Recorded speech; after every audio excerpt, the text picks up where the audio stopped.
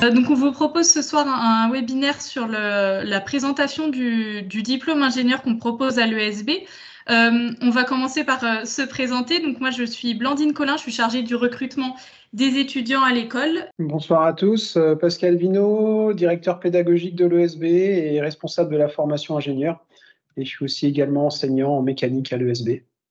Et je suis accompagné de Romain, qui est à côté de moi. Bonsoir, moi c'est Romain Verdier, je suis en première année du cycle ingénieur en présentiel à l'ESB. Du coup, bonsoir, donc je m'appelle Léna, vous m'excuserez, j'ai un petit peu la voix qui dérape un peu. Donc je suis ici en première année de cycle d'ingénieur, par contre en apprenti. Donc si vous avez des questions par rapport à l'apprentissage, je pourrais peut-être apte à vous répondre. Et j'ai également passé donc mon bachelor à l'ESB aussi, donc deuxième promo de bachelor. Et si vous avez aussi des questions par rapport à l'industrie du bois, je pourrais vous répondre aussi. Donc bonsoir, moi c'est Nathan Gasté, apprenti première année ingénieur en apprentissage comme Laina. Et j'ai fait un BTS STBH avant de venir ici. Très bien, merci pour votre présentation. On va passer maintenant à la présentation de l'école. Donc l'école École supérieure du bois, ESB, créée en 1934, donc 90 ans l'année prochaine. Ça fait quand même quelques années. On est accrédité au niveau du titre d'ingénieur par la commission des titres d'ingénieur, la CTI. On est également en lien avec la commission des grandes écoles, la conférence des grandes écoles, et on est ESPIG. ESPIG, c'est établissement d'enseignement supérieur privé d'intérêt général. Ce qui veut dire que tous les frais de scolarité, toutes les subventions que l'école récupère sont remis dans la formation. Il n'y a pas d'actionnaire à cette école.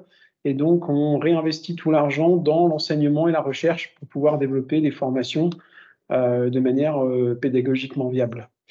On est aussi membre de la FESIC, c'est un groupement de grandes écoles qui nous permet d'avoir des informations et des compléments sur la partie pédagogique. L'école est située à Nantes.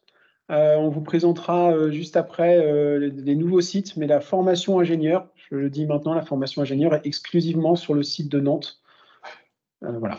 Mais je laisse la parole à Blandine pour la suite. Concernant les enjeux de l'école, donc comme Pascal l'a dit, on est l'école supérieure du bois.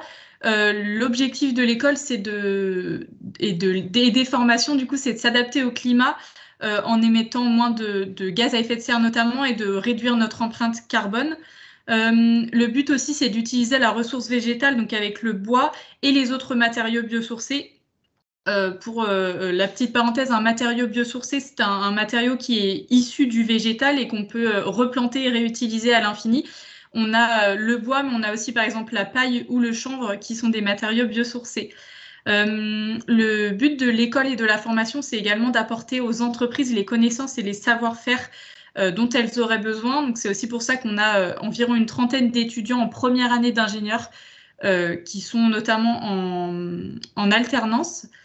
On propose aussi aux jeunes générations des formations qui sont porteuses de sens et pour qu'elles puissent exercer un métier en lien avec la filière et un métier dont ils peuvent être fiers.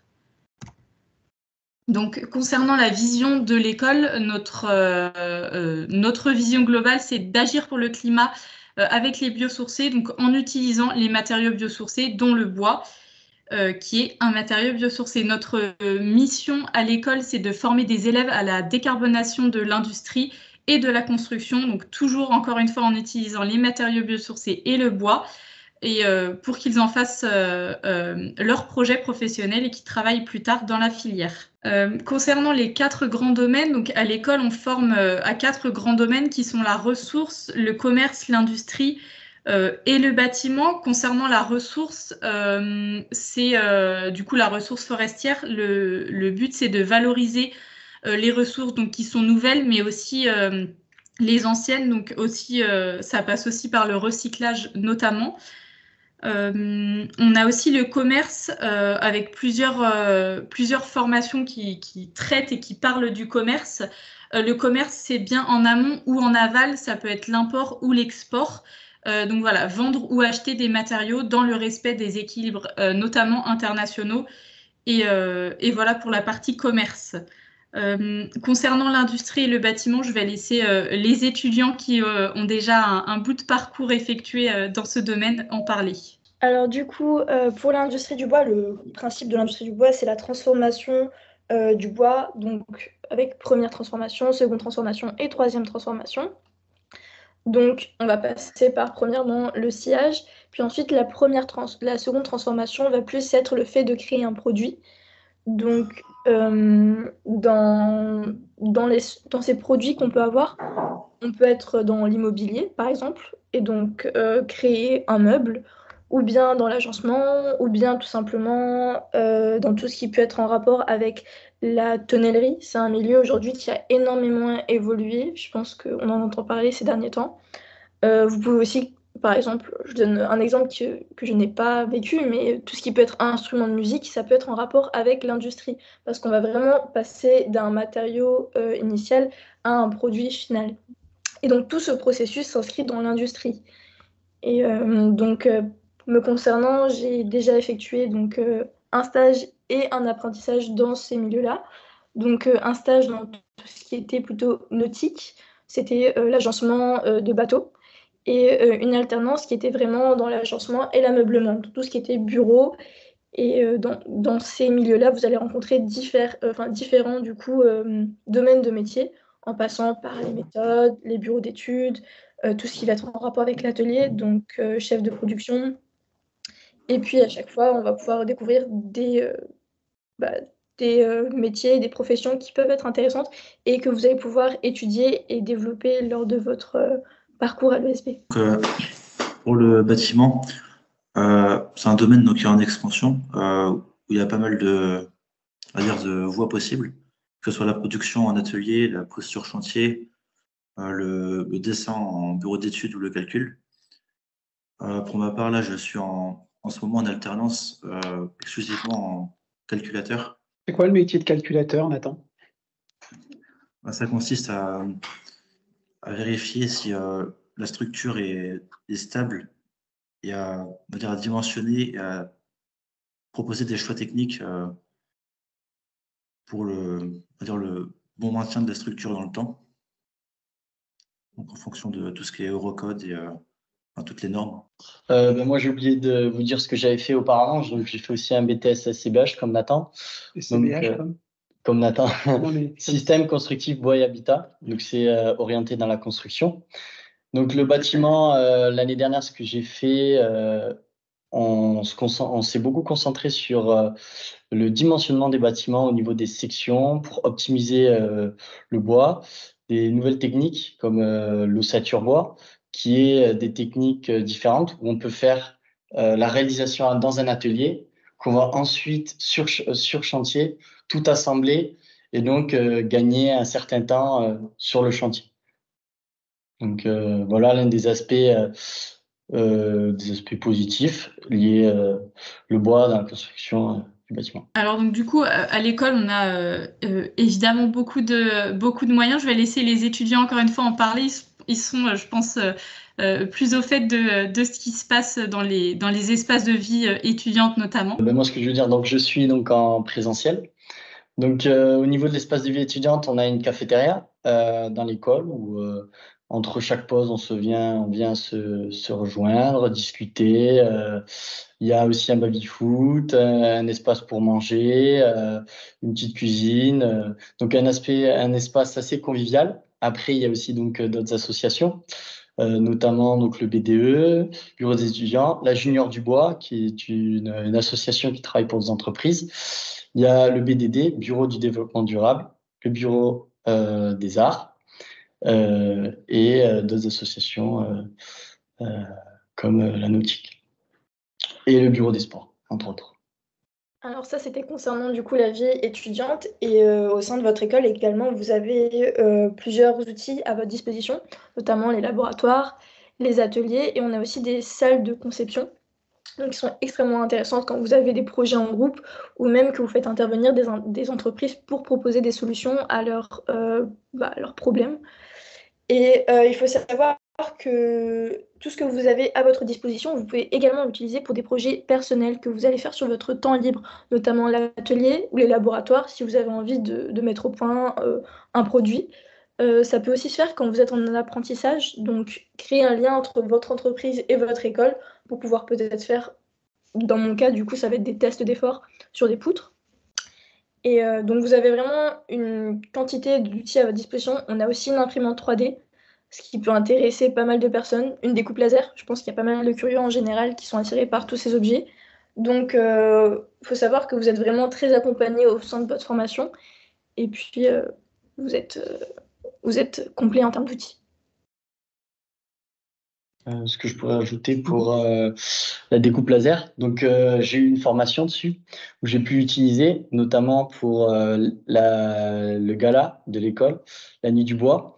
Donc, cette découpe laser, c'est particulièrement assez particulier parce que donc il y a un laser qui va permettre de couper du contreplaqué de 5 mm et pouvoir faire des découpes assez précises qui vont permettre de faire ou des projets personnels ou alors pour l'école, faire des décors. Et donc, c'est assez sympa d'avoir accès à ces machines-là à l'école.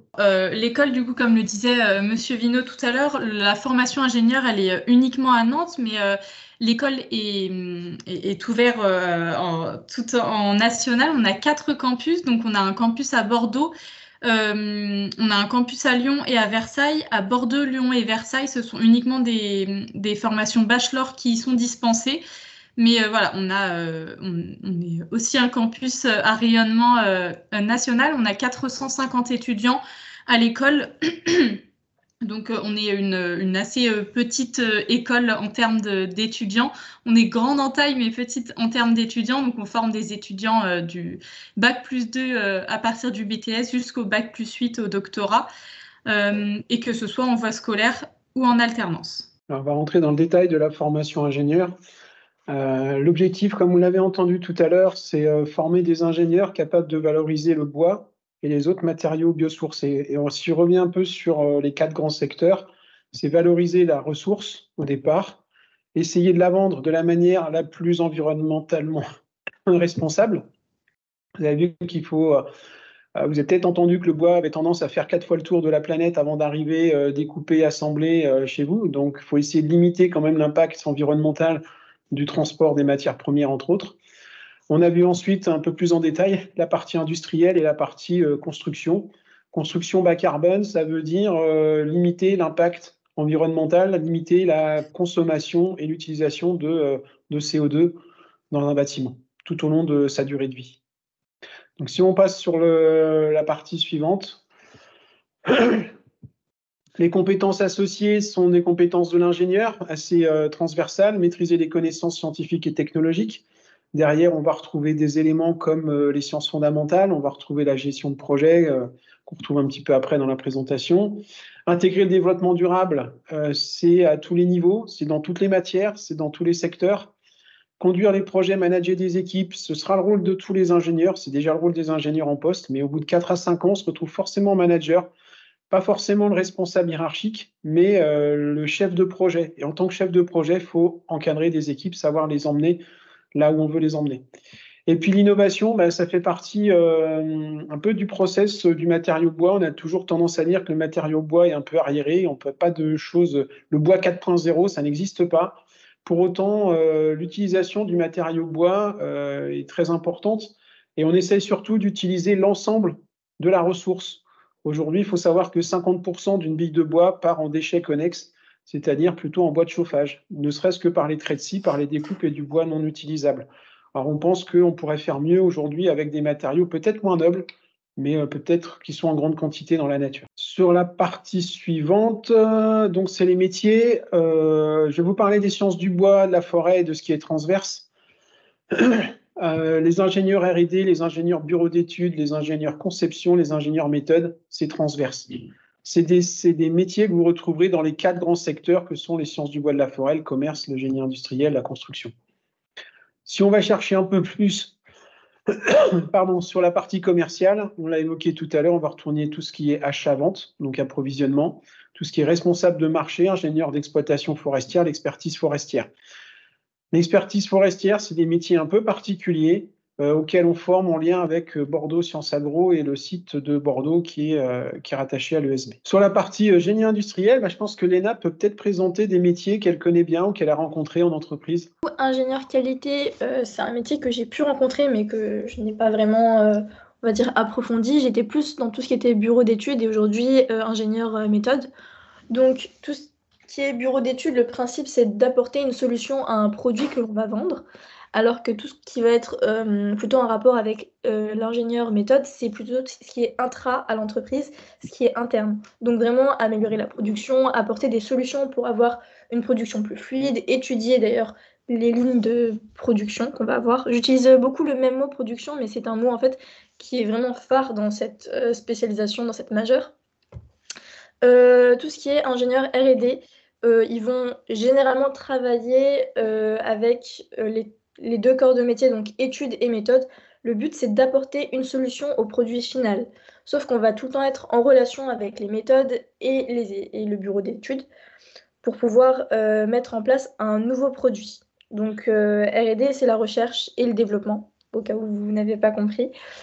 Et donc, c'est des métiers qu'on rencontre assez souvent. L'ingénieur qualité va permettre globalement dans l'entreprise d'avoir, comme son nom l'indique, une meilleure qualité en termes de produits, d'avoir une meilleure performance et d'étudier en fait l'état d'avancement de l'entreprise de manière générale. Tout ça, c'est des métiers qui vont être piliers dans une entreprise et qui vont permettre de satisfaire finalement le client.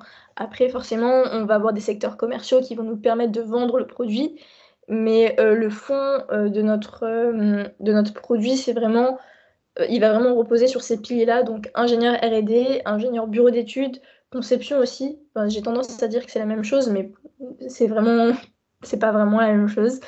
Ingénieur méthode, ingénieur qualité et production. Donc, c'est tout ce qui va être, c'est vraiment l'expert de la ligne de production qui va vous dire quelles sont les solutions qui sont possibles et quelles sont les solutions qui ne sont pas possibles. Parce que le méthode, quand il arrive, il en a plein la tête, il a plein d'idées, il vous dit bon, je vais faire ça, sauf qu'en fait, tout n'est pas faisable parce qu'il y a l'aspect humain qu'il faut comptabiliser. Et c'est vrai que quand on est aux méthodes, on arrive avec plein de solutions et on ne prend pas forcément en compte le facteur humain. Donc voilà pour le génie industriel. Donc, il y aurait donc ingénieur d'affaires, ingénieur AMO HQ et ingénieur conduite de travaux.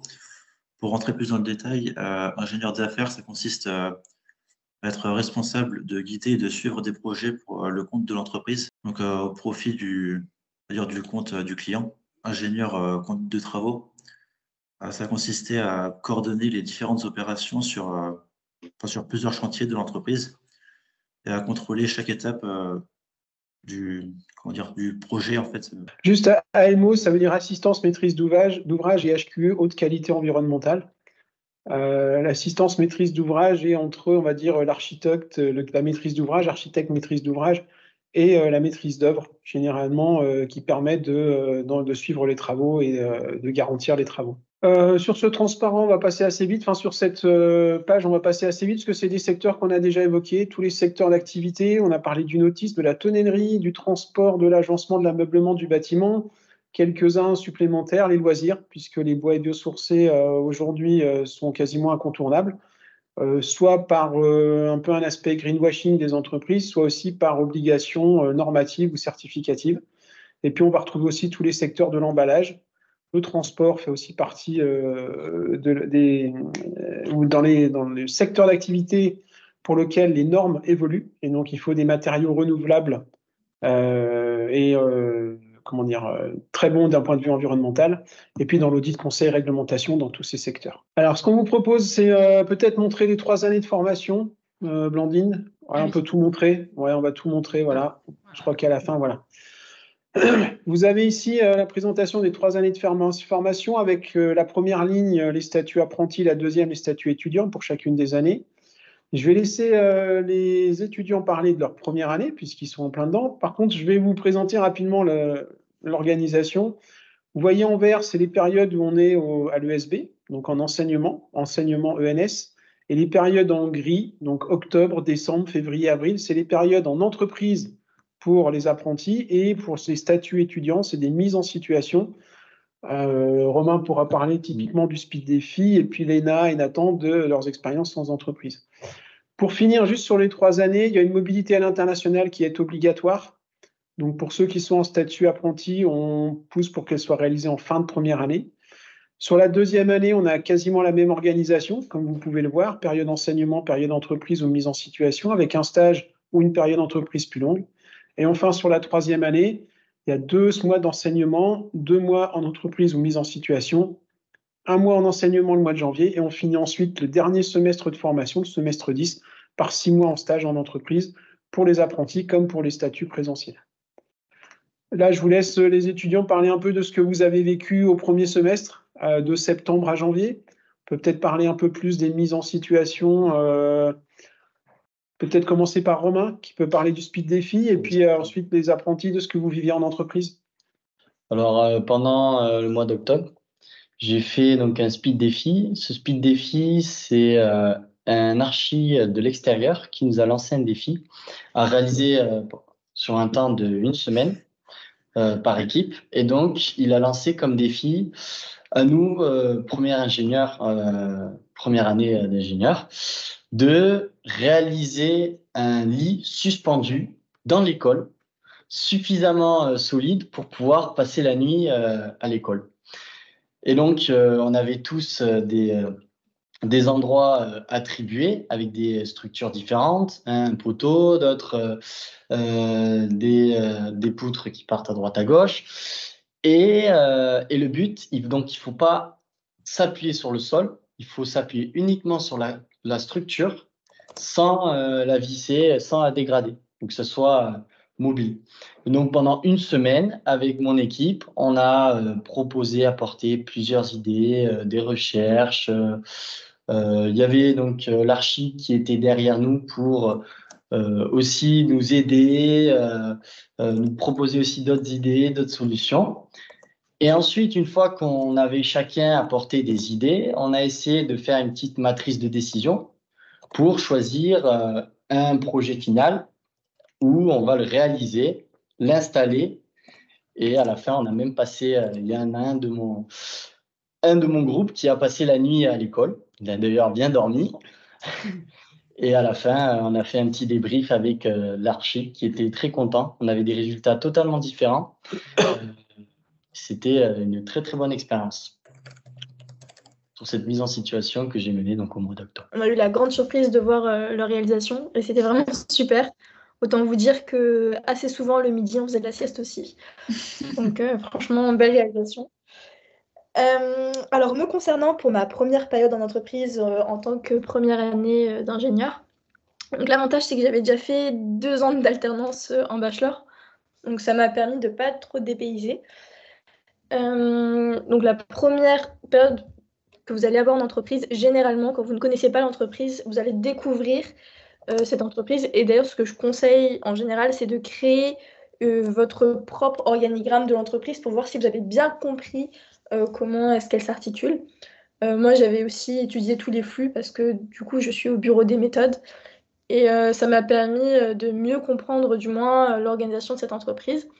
Ensuite, on m'a proposé de travailler sur quelques petits projets. Donc des projets que je pouvais boucler en 2 semaines, de manière à pas trop perdre de temps. Quand vous êtes au bureau des méthodes, une chose à savoir, c'est que vous n'avez jamais un seul projet. Aujourd'hui, j'en ai 5 et j'ai 1 mois pour tout boucler. Le principe est simple, c'est que quand vous avez un seul projet, vous allez vous ennuyer. Et c'est compliqué de rester buté sur un projet, surtout quand vous n'avez pas la solution sous la main et que vous devez beaucoup réfléchir. Autant basculer sur un autre projet et souvent, vous allez avoir des solutions qui vous tomber dessus quand vous allez travailler sur un autre projet. Donc, c'est assez intéressant, parfois même amusant parce que c'est un peu un puzzle qui s'articule de partout. Et pour du coup, cette 2e période, donc décembre, que je passe en entreprise, pareil, je suis en projet et en ce moment j'avoue que c'est un petit peu compliqué, mais je doute pas de mes capacités, je sais que je vais m'en sortir et en plus je suis bien accompagnée, donc ça va aller. Donc, durant notre période d'entreprise, on aura des compétences à valider. Donc c'est des compétences qui seront vues en cours. durant lesquels on va les mettre en application quand on sera en entreprise. Il va y avoir par exemple de l'hygrométrie du bois, donc l'humidité, absorption et désorption de l'eau par le bois. Ou par exemple en entreprise, on peut faire des petits tests d'immersion du bois. On a aussi des compétences sur les résolutions de problèmes. On doit trouver un problème, un problème lié à l'entreprise et le résoudre via une méthodologie qui était vue en cours. Mais à savoir que toutes les compétences ne sont pas forcément à valider parce qu'en fonction du domaine dans lequel vous êtes, ça peut ne pas correspondre. Donc, comme moi, dans la construction, les compétences liées à la chimie du bois sont pas forcément validables. Donc le but de ces compétences, c'est vraiment de les mettre en relation globalement avec votre entreprise. C'est pour ne pas perdre finalement ce fil conducteur qu'on vous donne à l'école, pour pas faire trop de séparation entre vos études et votre vie d'entreprise. Il faut quand même garder le lien et vous dire que vous appliquez ce que vous apprenez à l'école. Donc c'est pour ça qu'on a cette fameuse grille de compétences et d'évaluation.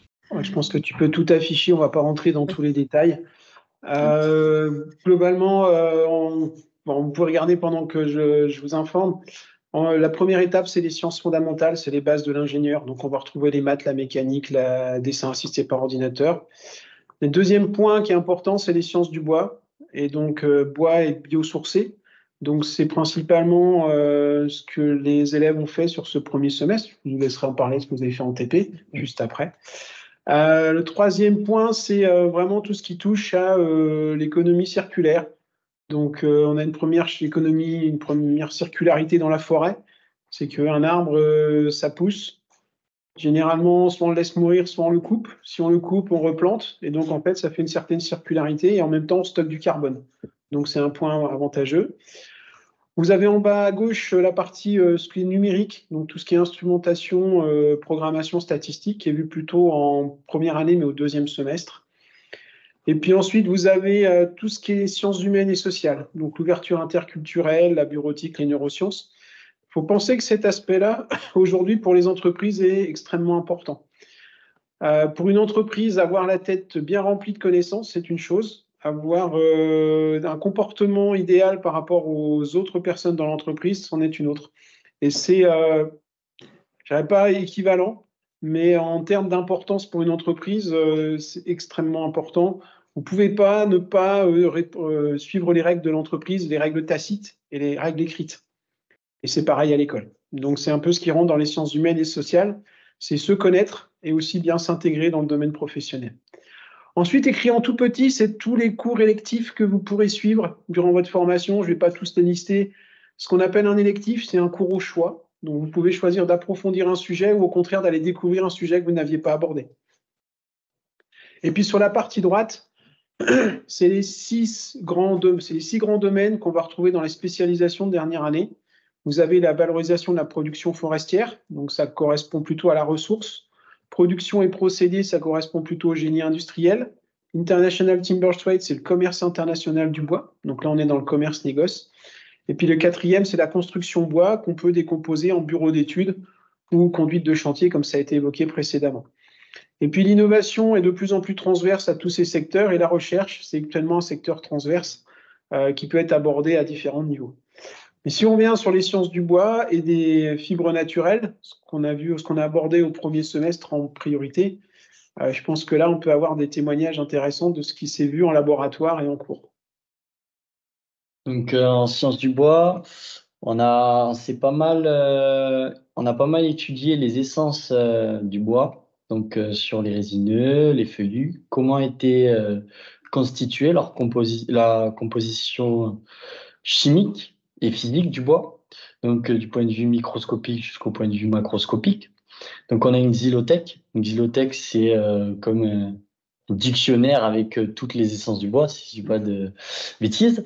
Et donc nous, pendant un mois, pendant nos cours, nos TP, sciences du bois, en anatomie, on devait donc rechercher les essences, les identifier, et comment savoir si c'est du chêne, du châtaignier, du Douglas, et essayer de comprendre comment le bois évolue, grandit, son fonctionnement, quoi.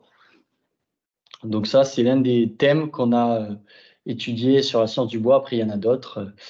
Je laisse mes autres collègues vous parler des autres matières. Donc, notamment dans le bois, vous allez pouvoir étudier les différentes propriétés physiques en fonction de l'état de votre échantillon de bois. Donc, quand il va être mouillé, quand il va être anhydre, c'est-à-dire sans eau à l'intérieur, ou tout simplement à l'état naturel, donc dans un milieu tempéré. Et vous allez voir qu'il va y avoir de différentes réactions, ce qui va pouvoir vous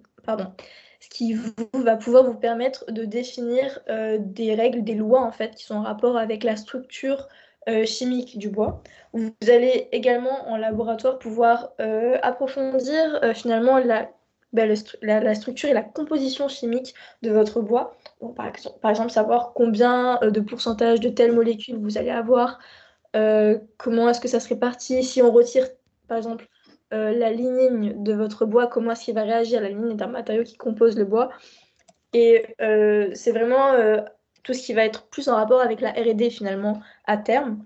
Mais c'est en tout cas hyper intéressant. Généralement, si vous êtes curieux, vous allez vous amuser. Et toujours impressionné par le bois parce que c'est un matériau, j'ai l'impression, sans fin. On découvre tout le temps des choses et c'est extrêmement dense en termes d'informations. Donc voilà, peut-être que Nathan, tu as des choses à rajouter. Donc, sur tout ce qui est sciences du bois, on a fait sur tout au long du premier semestre des TP, donc, pour remettre en pratique la théorie. Donc, ce qui va concerner l'anatomie du bois, l'hygrométrie, enfin, tout ce qui est l'humidité dans le bois, la chimie. Et à la fin, ça va servir à peut-être à aider la partie écrite de l'examen final de la science du bois. Pour compléter sur le bois, comme on l'a dit au début, c'est un moyen de répondre à améliorer, enfin en tous les cas, à utiliser un matériau qui au niveau environnemental est plutôt favorable. Vous avez vu là la base, c'est-à-dire la partie microscopique. Et l'objectif, c'est à terme, une fois qu'on connaît la microscopie, qu'on sait comment le bois fonctionne, de l'utiliser à grande échelle. Alors, à grande échelle, ça ne veut pas dire partout et surtout de manière incohérente. C'est de l'utiliser au bon endroit. Donc ça, c'est ce qui va venir par la suite. C'est qu'avec ces notions-là sur le matériau, on va pouvoir l'utiliser de manière durable. Quand je dis durable, c'est environnemental, mais aussi dans le temps. C'est-à-dire que le matériau bois, on a peut-être des préjugés. Il ne résiste pas bien à certains agents extérieurs. Potentiellement, il brûle. Et puis, comment on fait pour le protéger? Donc ça, c'est ce qui est vu aussi lors de ces cours-là, et l'utiliser au meilleur endroit, quoi. Voilà. Ça, c'est la suite de la formation. Je vous parlais des projets qu'on peut mener à l'école. Alors, c'est des projets à l'échelle 1. Donc ça, c'est des projets. Alors, Solar Décathlon, à quelques années, hein, ça monte à 6-7 ans. Donc, c'est la fabrication d'un bâtiment autonome en énergie en lien avec 2 autres grandes écoles. Le SBF est une 2e au niveau national, pardon. Donc, il y a eu 1 an d'études, plus la réalisation, plus le déplacement de la structure qui a été réalisé. Tout ce que vous voyez à côté, c'est des projets à l'échelle 1. Donc, certains font quelques mètres de long. Vous avez le Builder Method, c'est une serre géodésique qui a été fabriquée dans un contexte international avec des universités partenaires. Le Speed Défi Ingénieur, vous voyez un exemple en bas à droite d'un couchage. Voilà. Vous avez un exemple, donc c'est ce qui s'appelle Cocoon, qui est juste en face de mon bureau, qui est toujours là, hein, il tient là et il est testé régulièrement. Vous avez des projets de semestre comme le projet P2I, où vous avez, c'est une horloge en fait, constituée en matériaux biosourcés principalement, avec une utilisation des énergies extérieures limitées. Et puis des projets Mini-Mouse 8, Mini-Mouse 9, et puis il y en aura d'autres, c'est des projets en lien avec des architectes qui nous demandent de fabriquer des prototypes. Et si les prototypes fonctionnent, on fabrique ensuite à l'échelle 1. Le prochain qu'on va voir, ça s'appelle la navette. C'est une nacelle, enfin pas une nacelle, une remorque qui va faire 5 mètres de long, 2,50 m de large et qui, une fois déployée, fait 7 mètres sur 7 et qui va participer à favoriser un sport et pouvoir le montrer à différents endroits. Dans les grands projets actuels, pour le prochain semestre, le plus grand qu'on ait à construire, c'est un cube de 7 mètres sur 7 sur 7, pour donner des dimensions des structures.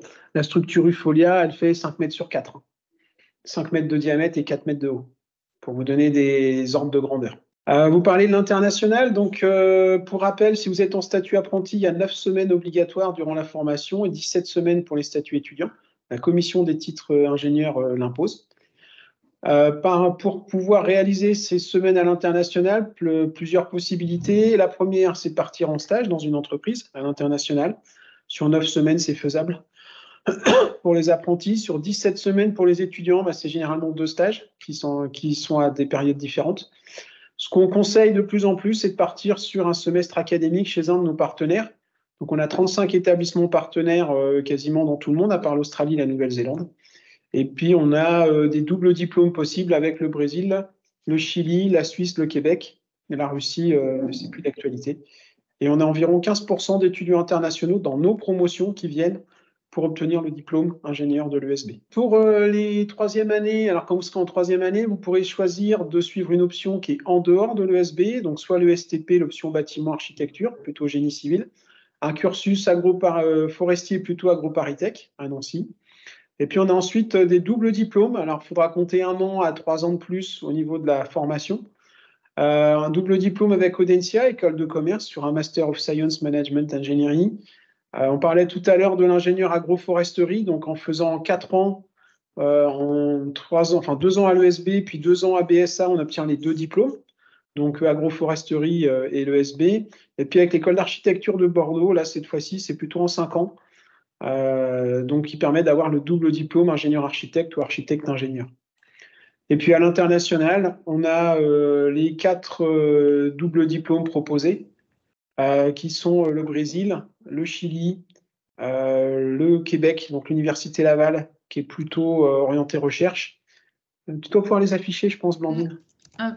Ah oui, pardon. Et la Suisse. Ouais, et la Suisse, donc BFH, une des meilleures universités internationales au niveau de la construction bois, donc qui est à Vienne.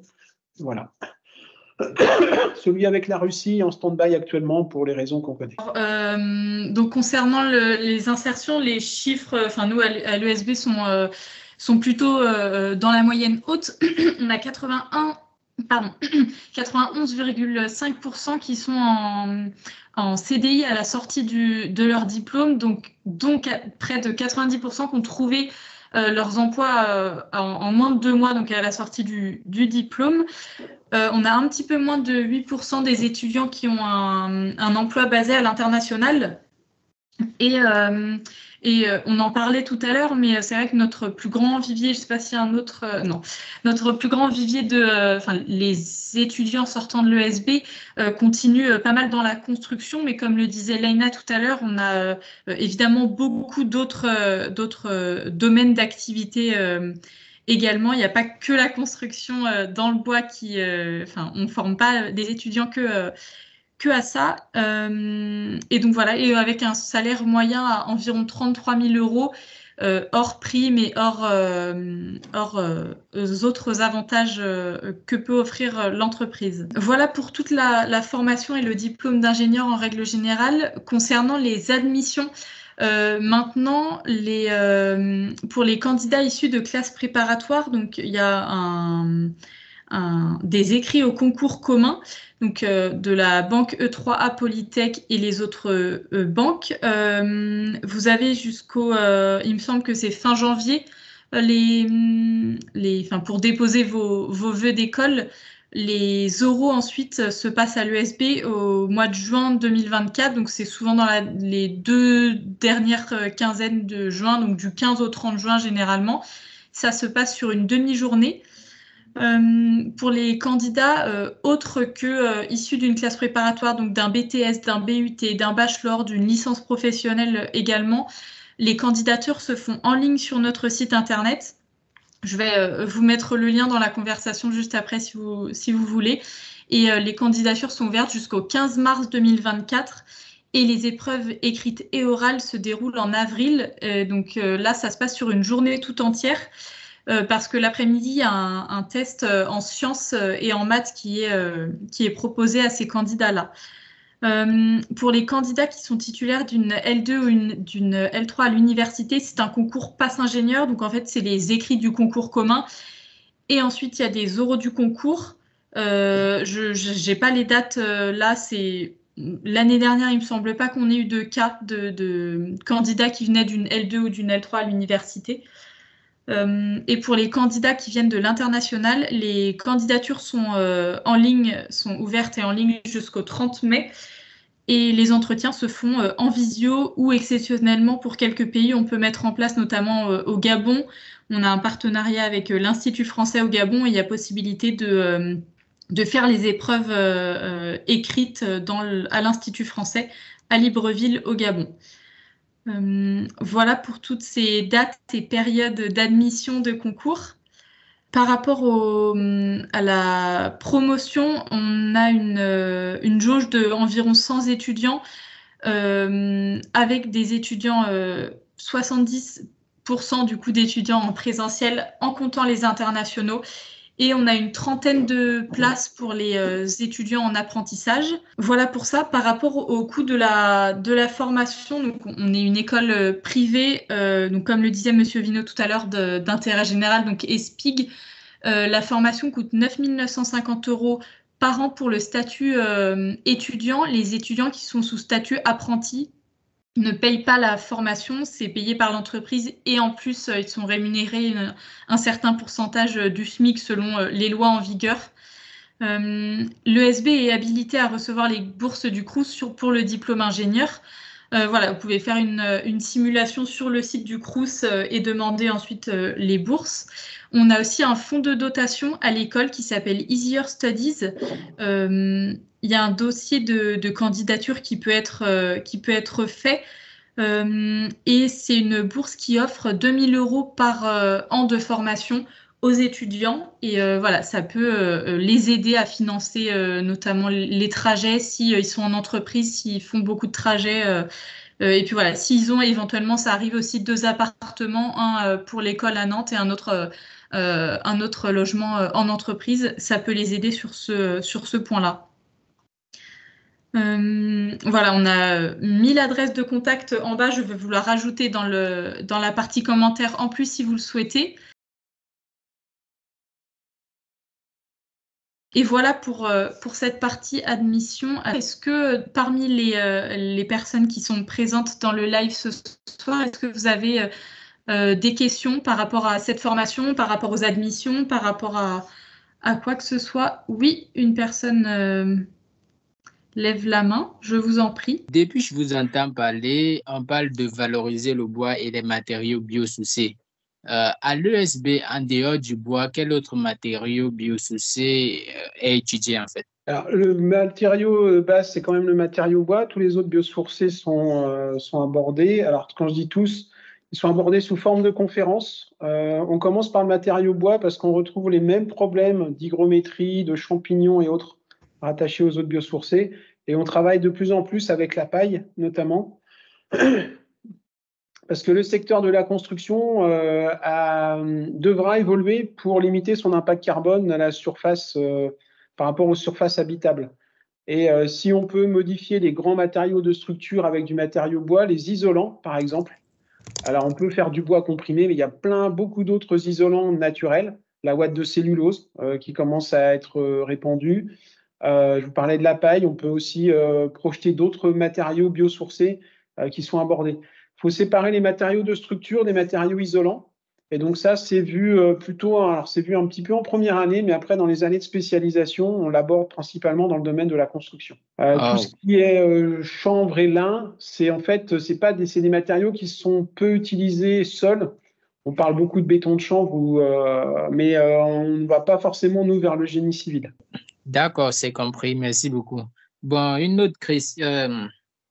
Je vais dire une autre question. J'ai bien compris que pour les admissions, il est possible pour un étudiant international d'intégrer directement la deuxième année de formation si celui-ci est titulaire d'un diplôme d'ingénieur ou bien d'un master 1. C'est bien cela? Oui, c'est tout à fait possible d'intégrer la formation en deuxième année ingénieur si vous êtes titulaire d'un master scientifique reconnu par l'ESB. Là, dans ce cas-là, c'est l'accès à la formation est un peu spécifique. On peut éventuellement prendre contact avec vous pour le détailler parce que c'est vraiment très spécifique pour ce cas-là, mais oui, c'est possible. Quel est le niveau de difficulté pour un élève venant d'un BTS licence? Je pense que ceux qui sont concernés, voilà. Alors déjà, avant d'avoir fait un BTS, j'ai fait donc un bac général, plutôt orienté sur maths libre, donc dans les sciences. Donc sur un BTS, au niveau des sciences, forcément, on approfondit moins, donc c'était assez facile. Mais donc sur le point de vue donc ingénieur, dans l'école, moi j'ai eu une semaine de soutien, maths intensive au début. Donc c'était important parce que c'est vrai qu'en effet on a donc une légère marche, une grande marche même par rapport à ceux qui ont fait prépa. Donc il faut qu'on bosse davantage par rapport à eux pour récupérer la différence de niveau. Et forcément, il y a des thèmes qu'on n'a pas vus. Donc, cette semaine intensive permet de remonter un peu la marche pour pouvoir justement réussir à tenir et à suivre le niveau en maths. En école légère. Donc ça, c'est au niveau surtout sur les sciences. C'est surtout sur les sciences où il y a une grande marche à rattraper. Donc c'est à nous de faire le travail nécessaire pour pouvoir raccrocher et récupérer ce niveau-là, avoir ce niveau-là. Après, il faut savoir que quand vous êtes en école d'ingénieur, vous sortez du système prépa avec la compète, avec les autres élèves. Quand vous êtes en école d'ingénieur, vous êtes vraiment en cohésion avec un groupe. Il y a vraiment une solidarité. Je pense que ça m'est arrivé au moins une dizaine de fois, rien que sur un sujet en maths, de me retrouver qu'avec des prépas et de travailler avec eux. Et finalement, ça a porté ses fruits parce que c'est validé pour moi. Donc, faut pas trop vous en faire. C'est vrai qu'au début, quand on y pense, on a plein d'appréhensions. Moi, dans ma tête, c'était clair et net et j'étais nulle en maths. J'allais pas du tout réussir. J'allais passer au rattrapage. Et finalement, quand vous faites un peu confiance, que vous prenez tous les outils qui sont à votre disposition, que vous demandez au professeur, on a la chance d'avoir une très bonne professeure de maths, bah, vous pouvez que réussir. Et puis, si vous ratez, il y aura une prochaine fois. Et il faut rester optimiste. Donc, vous inquiétez pas, vous en faites pas pour ça. Pour compléter, il faut penser que si vous venez d'un BTS, vous avez forcément une partie professionnelle avantageuse. C'est-à-dire que vous avez découvert le monde de l'entreprise, là où des élèves issus de classes préparatoires sont très bons sur une partie scientifique et technique, mais pas forcément sur le monde de l'entreprise. Donc, il y a forcément des compensations à un moment qui vont apparaître. Et donc, voilà, ça peut être plus difficile effectivement sur la partie scientifique. Par contre, il y a d'autres avantages ailleurs, quoi, sur d'autres sujets. Quel est le niveau d'études nécessaire du maître d'apprentissage? Doit-il être ingénieur? Oui, c'est pour rappeler les obligations d'un maître d'apprentissage. La formation se réalise sur 2 sites, donc au CFA, l'école, mais aussi en entreprise. Et donc forcément, votre maître d'apprentissage doit être en situation, en capacité de vous apprendre des choses. Donc il lui faut soit un diplôme d'ingénieur, soit avoir une mission équivalente à un ingénieur dans l'entreprise depuis au moins 2 ou 3 ans. C'est-à-dire que même s'il n'a pas le diplôme d'ingénieur, mais qu'il fait une mission d'ingénieur, il pourra vous encadrer et vous faire progresser sur certaines méthodes. Mais on ne peut pas tolérer un maître d'apprentissage qui ne vous permettrait pas d'aller vers les compétences de l'ingénieur. Pour compléter par rapport à cette question-là, l'entreprise doit avoir une vingtaine de salariés minimum et si possible disposer d'un atelier de fabrication-réalisation. Ça permet de voir tous les aspects liés aux matériaux, la conception, la réalisation, et puis tous les métiers qui ont été éventuellement évoqués tout à l'heure. Bonsoir, et merci beaucoup, ça a répondu à mes questions. Mais en fait, du coup, je suis déjà en alternance cette année. Mon maître d'apprentissage est du coup chef de l'entreprise. Donc, je pense qu'il a les compétences requises, mais l'entreprise, en fait, elle comporte que 4 salariés, donc c'est problématique à ce niveau-là. C'est vraiment rédhibitoire ou pas du tout? C'est un bureau d'études? Non, c'est une entreprise de charpente généraliste Ouais, qui fait vraiment de tout type de chantier. Mais comment s'il n'y a que 4 salariés, c'est-à-dire qu'il y a le patron, il y a 3 salariés qui vont sur le chantier? Ouais, c'est ça. Et du coup, moi, je suis en alternance et là, je fais du bureau d'études avec lui aussi. Donc, il y a grande chance qu'on dise non parce que les métiers, en fait, votre patron, et on a déjà essayé, ça ne marche pas, votre patron aura peu de temps d'encadrement pour vous faire progresser sur les métiers de l'ingénieur. Et sur une petite entreprise comme ça, vous n'allez pas pouvoir vraiment approfondir les compétences qu'on attend. Donc, on pousse vraiment pour que des entreprises un peu plus grandes pour que vous voyez vraiment différents aspects des métiers de l'ingénieur et principalement dans le métier de la construction. Il faut que vous puissiez aborder tous ces métiers-là de manière bien encadrée. En vous faisant progresser, on parlait tout à l'heure d'ingénieur méthode, là, en fait, c'est souvent le patron qui fait tout. Il fait patron, il fait ingénieur commercial, chargé d'affaires, il fait le bureau d'études. Et puis voilà, donc ça semble très compliqué en termes d'accompagnement. Alors, comment se passe la mobilité internationale au niveau de l'entreprise pour un apprenti? Donc, vous avez plusieurs possibilités. Soit vous partez dans une entreprise à l'international, soit en semestre académique. Il faut savoir que pour les apprentis, vous pouvez partir sur une mobilité académique. Donc, c'est déjà deux possibilités. Ensuite, pour l'entreprise, aujourd'hui, vous êtes obligé de mettre en veille votre contrat. Donc, c'est une situation particulière qui est autorisée par l'État français, qui est même imposée par l'État français. Donc, votre contrat d'apprentissage, il est mis en veille, c'est-à-dire que vous restez apprenti sans être salarié de l'entreprise. Alors, vous allez me dire, c'est possible, pour autant, ça existe. C'est comme ça. Et donc, durant la période à l'international, soit vous êtes dans une entreprise, 9 semaines minimum pour les apprentis. Vous partez 2 mois en entreprise, par exemple, sur les périodes de juin-juillet en fin de première année.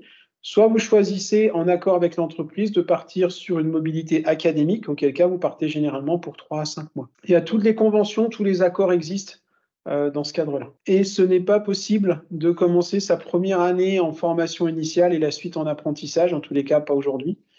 C'est des solutions qui ne sont pas encore mises en place à l'ESB pour des raisons financières principalement. C'est qu'on considère que les élèves qui sont en apprentissage ont besoin de ces 3 années d'apprentissage financées sans avoir de frais de scolarité. Pour l'instant, on ne le propose pas. Quentin, est-ce que tu avais entendu notre réponse ou est-ce que ça a déconnecté Excusez-moi, ouais, du coup, ça a déconnecté juste quand vous me faisiez la réponse. Donc, une entreprise de 4 salariés, vraisemblablement n'acceptera pas parce que ce que je disais, votre patron est patron, il est aussi généralement ingénieur commercial, ingénieur d'affaires, responsable du bureau d'études. Et ça ne vous permettra pas d'être encadré à un niveau que nous, on attend et donc de vous faire progresser dans les compétences de l'ingénieur. Donc, je pense qu'on refusera cette entreprise, même si elle est sûrement très bien, ce n'est pas la question.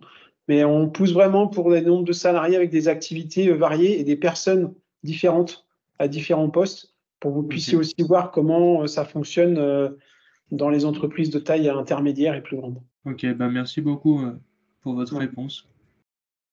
Pour information, pour ceux qui sont en statut apprenti, une fois que vous avez déposé votre candidature et que vous êtes admissible, on fait des webinaires spécifiques apprentissage et à partir de certains niveaux d'avancement de votre dossier, on vous propose des listes d'entreprises qui recherchent des apprentis dans certains secteurs d'activité.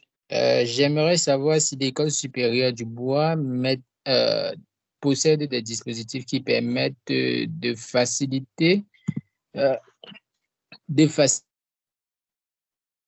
l'accès au stage des étudiants. Je veux dire, c'est l'École supérieure du bois qui cherche les stages pour les étudiants ou sont les étudiants qui le font d'eux-mêmes? C'est les étudiants qui cherchent leur stage, qui cherchent les stages en entreprise. On a une liste de 350 entreprises dans lesquelles il y a déjà eu des stagiaires en France, une liste de plus de 100 entreprises dans lesquelles il y a eu des stagiaires à l'international. Donc, ça aide aussi à trouver. Sachant que c'est vous qui choisissez votre secteur d'activité, c'est vous qui choisissez la région dans laquelle vous voulez travailler, c'est vous qui choisissez un poste, ce n'est pas nous qui l'imposons. Et ensuite, on vous met à disposition une liste d'entreprises qui peut correspondre et vous êtes encadré par la responsable de projet professionnel tout au long des 3 ans pour formuler vos CV, lettres de motivation et répondre et se préparer aux entretiens. Merci beaucoup. Il me semble qu'on a à peu près répondu à toutes les questions. Si jamais vous avez d'autres questions plus précises ou des particularités, n'hésitez pas à nous contacter sur l'adresse admission. Je vous l'ai mis dans la conversation sur votre droite. Et puis, je vous remercie beaucoup pour votre participation à ce webinaire. Si jamais on l'a enregistré, il sera disponible en replay si jamais vous voulez le revoir. Bonne soirée. Et puis, du coup, peut-être en janvier ou à la rentrée prochaine. Merci beaucoup. Bonne soirée. Au revoir. Au revoir.